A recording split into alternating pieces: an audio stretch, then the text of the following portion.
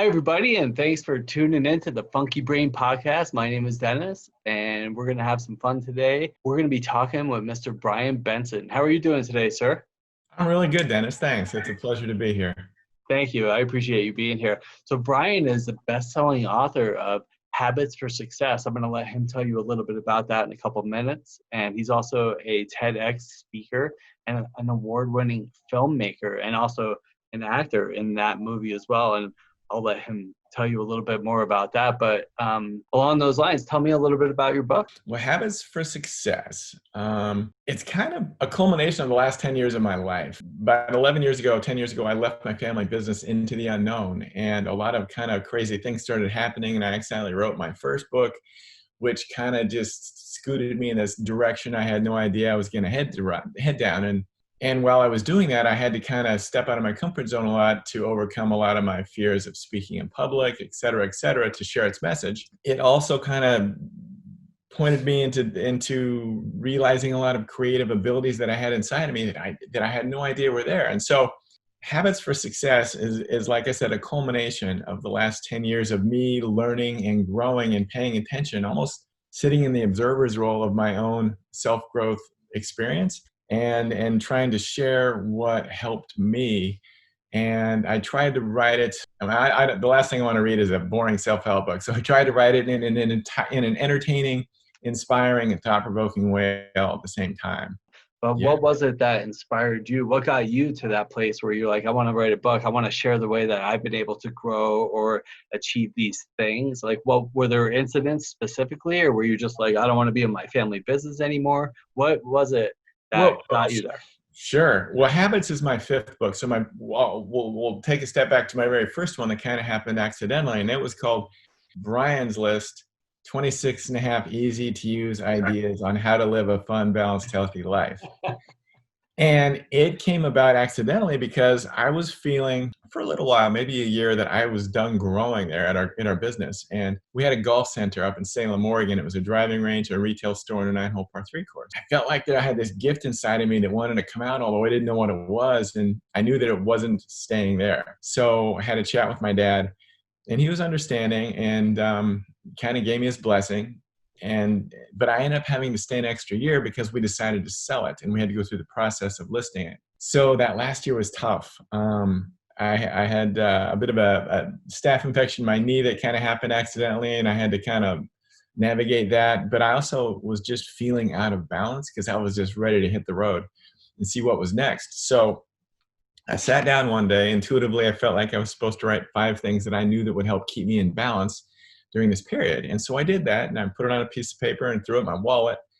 And whenever I started feeling a little funky, I would read the list and make sure that I was doing it, and it helped. So much so that my intuition started screaming, expand the list and write a book. And so I honored that and just kind of poured through me. And then I self-published it. Surprisingly, I didn't sell a whole lot because I didn't know how to market a book 10, 11 years ago. And I was too afraid to, like I mentioned earlier. But it won a couple of awards. And so I just felt like, if I'm going to share its message, I need to overcome this fear. And I just kind of felt like it was my destiny to kind of head down that road to maybe try to help others as I help myself.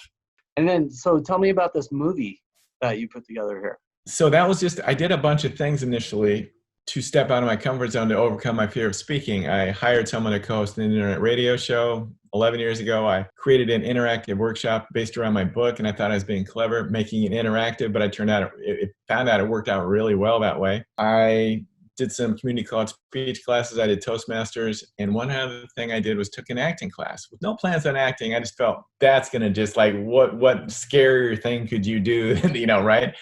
And after it was finished, after a couple months, I didn't plan on doing anything with it. I had this dream, a little story about this street guitarist. And then when I woke up, it felt so powerful that I need to write this down. And so I did. And then I met a young filmmaker a few weeks after that. And I said, hey, I've never acted before. I made a short film, but I think I have a pretty good idea. You want to do it with me? He said, yes. And so we did this thing called Guitar Man. And we filmed it in the streets of Reno, Nevada at night for about 4 or 5 days in a row. And I was the main character. And it just woke me up to just made me feel alive and empowered. And it showed me this other way of putting positive content out into the world, because I thought it was just going to be books, but it just opened me up. And shortly thereafter, I moved to Los Angeles, and I've been here about 7 years now. I was in Oregon, left the family business, moved to Reno, Nevada, because I have a son who was just entering high school about 30 miles away, and I wanted to be near him while he was in high school. And I also started to reinvent myself in Reno. But that's where the movie happened. And then I moved to LA. What I want to know is like, so if somebody is like struggling and they're like trying to figure out like what steps to take, which direction to go, what should I do next kind of thing, like why would they pick up your book? What tell them what they're going to get out of it? Well, I mean, there's 48 chapters, and there's so many different things that are so important to think about. And, we're all very similar in a lot of ways, and we all want the same things, to love and be loved, etc. But yet we all kind of, maybe there's just a little different paths that we take. And so there's definitely something there for everybody to just chew on for a little bit and let it resonate and let it go through you, because we have to. I mean, we're all here to learn and grow. And I think the toughest thing for us to do is to learn how to love and accept ourselves. And I had to work on that very hard myself. But once I got to that place, everything else started to kind of fall into place. And all of these habits that I talk about, they're all kind of moving one toward that self-awareness and the self-growth process of getting to that place of finding that self-acceptance and love. Along your journey, because I know that there were places where you fell short or failed, and you had to overcome those things in order to get where you are. Can you share some of those failures or things that made you stronger with us? Some of the things I've had to go through, my gosh, knee injuries. One of them was a blessing, though, way back in college. My kneecap got knocked out of place playing mud football. And I set a goal to do a short triathlon after that. It took me about a year to get it rehabbed, towed the line. I did it. Felt empowered and alive doing that short race. I ended up doing 4 more that year, 10 the next summer, and I ended up doing over 50 triathlons, including 4 Ironman. And so that was a really important part of my life back then. It became a lifestyle, but it gave me the confidence and a chip in the back of my pocket, I think, maybe going forward, to know that I could pretty much do anything I wanted to if I put my mind to it. Other than that, I've been affected by suicide 5 times. After I left the family business and had some success with some books, my expectations changed a little bit. And I kind of, every time I would release something, whether it was a book or a short film, is this the thing that's going to spring me? And my own expectations got the best of me. And I was still enjoying the creative process, but I wasn't really enjoying life and just trusting that what I was doing and when I was releasing it would release who it was supposed to get to, the people that it was supposed to get to. I would be depressed and unhappy because it wasn't happening fast enough for me, if that makes sense. But I wasn't ready. I needed a lot of seasoning, and I really had to work on myself and clear out a lot of the clutter that was there. And, we all have that clutter from childhood experiences, or just, there's all kinds of reasons that it gets there. A lot of people will go to the past and kind of focus on the good stuff or the bad stuff. And for me, it wasn't the past. I was thinking about the future, because I knew I know where I'm headed.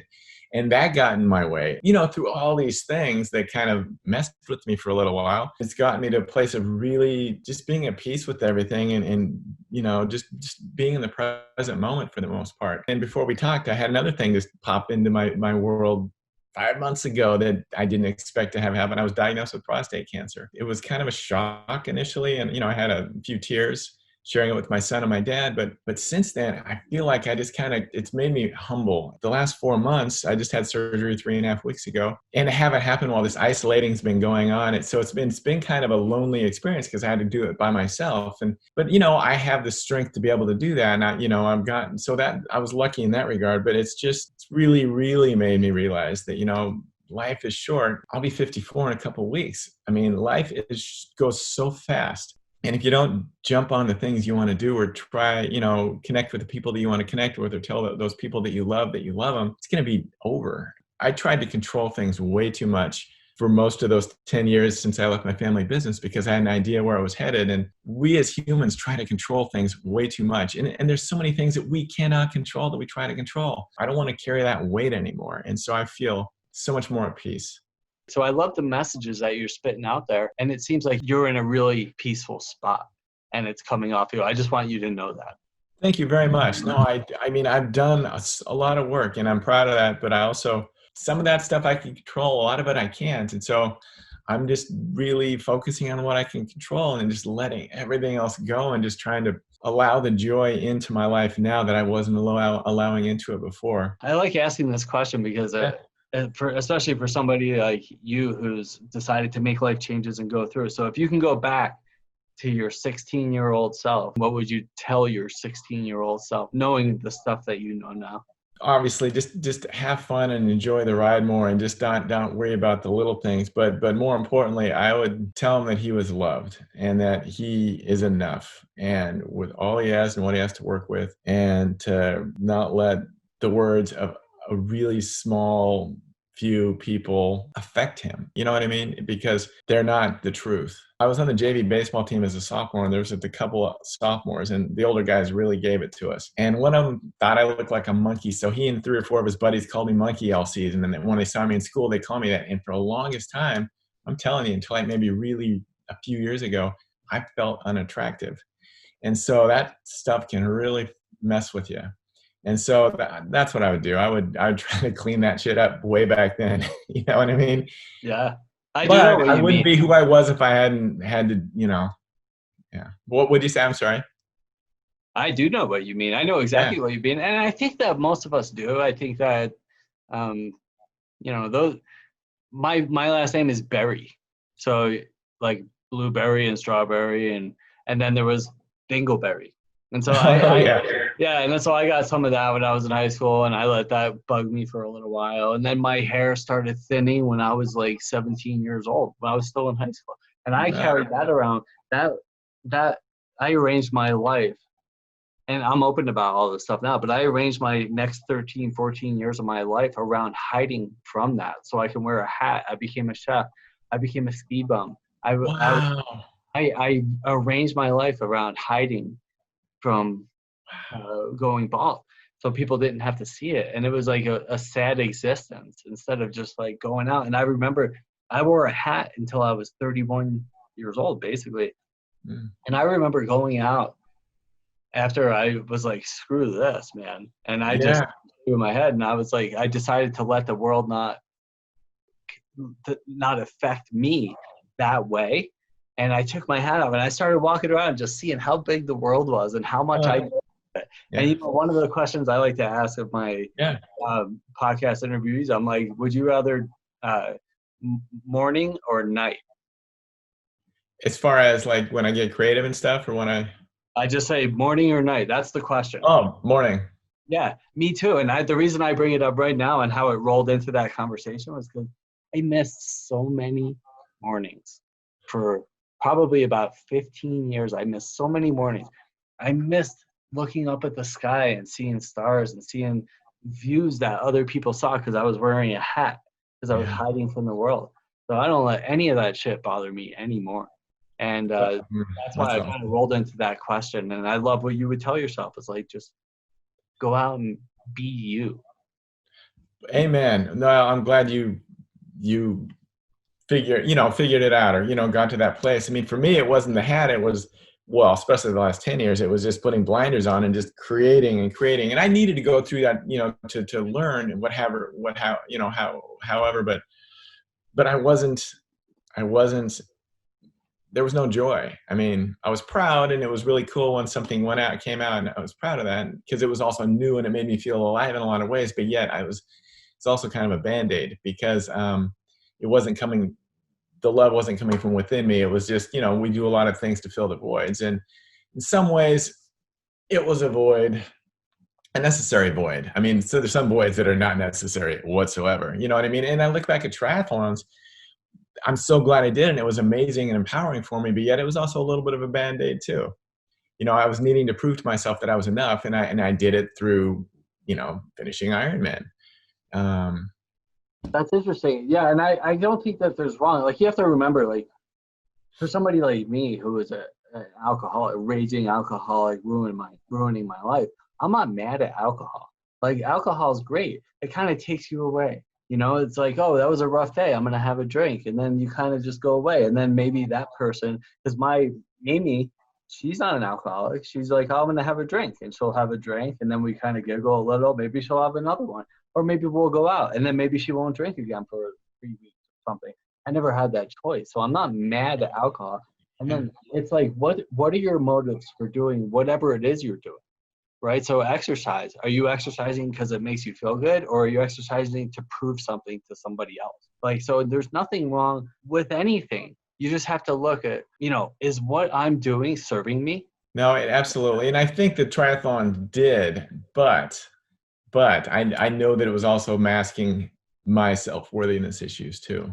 Yeah, sure. And if that went away, then, where would I be? Without, if I wasn't exercising and training like I was and feeling like Superman, it would kind of come back. Another question I wanted to throw at you is like, what do you want to be most remembered for?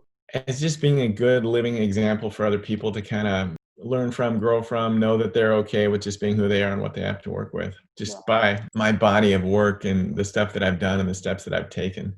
I don't really ever try to tell anybody what to do. I just try to share what's worked for me. Well, it's been a great chat that we've had here, and I appreciate you taking the time to talk with me, and hopefully maybe we could do it again sometime. Absolutely. I'd love that. Thank you. So if somebody wants to get in touch with you, email, phone number, contact information, buy your books, like how would they do all that stuff?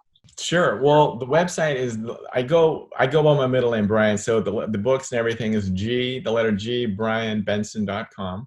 And they can just reach me through the website. All the books and everything are on there, and they're on Amazon. And I have a lot of short films and a lot of other spoken word pieces and stuff that I've put on my website too. So there's a lot of fun stuff.